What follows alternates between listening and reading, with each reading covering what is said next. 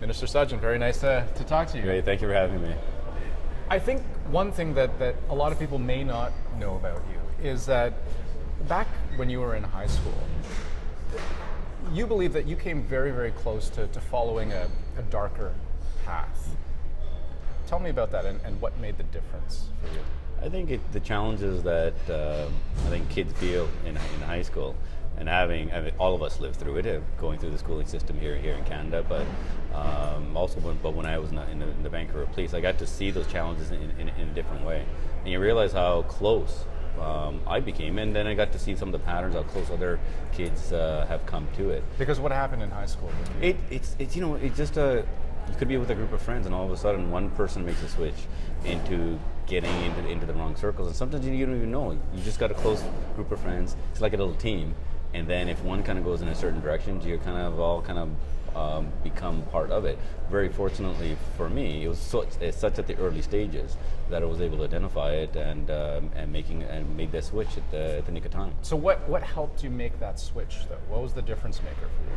I think one was just having a few reality checks of what's good and bad, and a few things that happened, which is realize, that's actually not a nice thing that I saw, and or what somebody else did, and kind of makes you reflect. I think parenting also has a big role to play in this, but more importantly, mentors.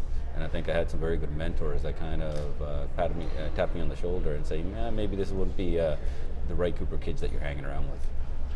So when you see what's happening then in Surrey, I mean, since the beginning of the year, more than 30 shootings in that city, many of them gang related. What's missing there?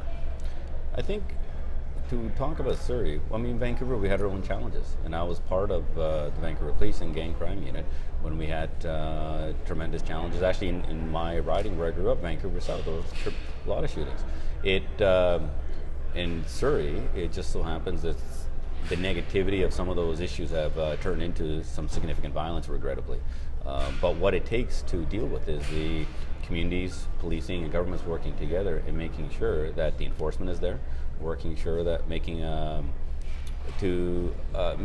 our kids have a better choice. And what it all stems from is every child wants to be part of something, feel significant, right? And unfortunately, sometimes you end up making the wrong choice to feel significant. And I think this is something that we need to be mindful of, making sure that our kids have much better choices to be made. And I know Surrey is moving in that direction right now.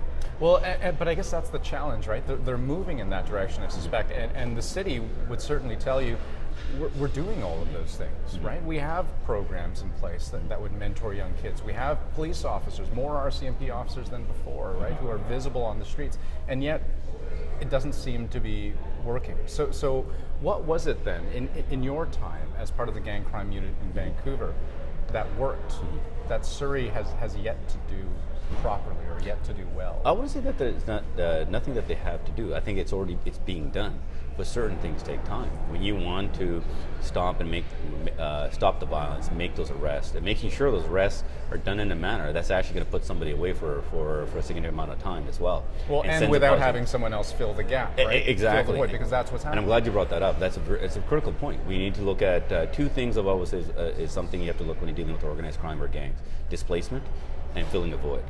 And so a lot of the work, I think, is being done now from the policing side and overall the community side as well. But it does take time, just like it took time here in Vancouver. But I think the real question we should be asking ourselves right now is, it happened in Vancouver, it happened in Surrey, so maybe we need to look much more broader. Right? We need to look at it from a lower mainland perspective, right? Also, in the Okanagan, we have to be very mindful of not displacing the problem up there as well. So we have to work together collectively in regions, and it can't be just one mayor's challenge right now. We all need to be working together. One more question for you: Do you sometimes see what's happening on the ground in Surrey and think to yourself, I should be back out there. I should be back out on the street? People ask me, what do you miss? I had being in uniform in the military, very proud of the work. But I'll be honest with you, one thing that I miss the most is actually being as a police officer. Because as a police officer, our men and women, when you put the uniform on, every single day that they actually go out on duty, right, you can make a difference in somebody's life. And that authority is yours. No one can tell you who to arrest. It's up to you. So when every single day you go out, you can have that. And that's one thing that I really do miss, because regardless of what's going on around you, you can make that positive impact in somebody's life. And I just want to give a shout out to all the men and women who are in uniform and as first responders, not just police, firefighters, paramedics, also as well. Minister Sajjan, nice to talk to you. Great, thank you.